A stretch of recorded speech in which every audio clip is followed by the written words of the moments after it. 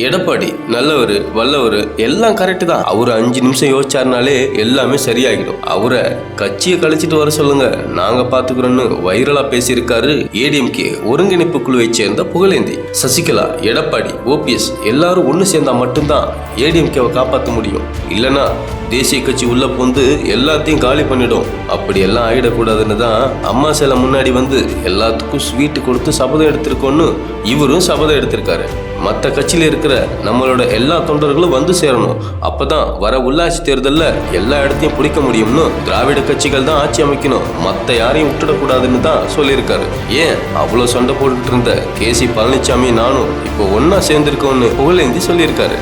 அதுக்கப்புறம் பேசின கேசி பழனிசாமி செந்தில் பாலாஜி கட்சியில சேர வந்தப்பயே வேணான்னு சொன்னதுனால தான் திமுகவில் போய் சேர்ந்தாருன்னு ஒரு விஷயத்தையும் சொல்லியிருக்காரு. சரி, இவங்க தான் இப்படி சொல்லிட்டாங்களே, ஓபிஎஸ் என்ன சொல்றாருன்னு வாங்க பார்க்கலாம்.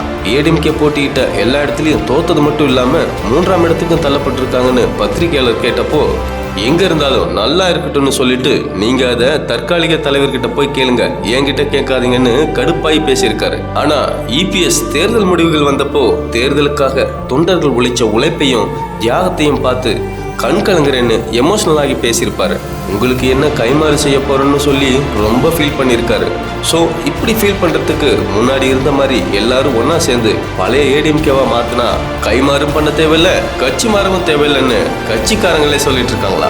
இந்த தகவல் உங்களுக்கு பிடிச்சிருக்கும்னு நினைக்கிறேன். ஸோ உங்களோட குரலை பதிவிட தெற்கின் குரல் சேனலை சப்ஸ்கிரைப் பண்ணுங்க, கமெண்ட் பண்ணுங்க. நன்றி.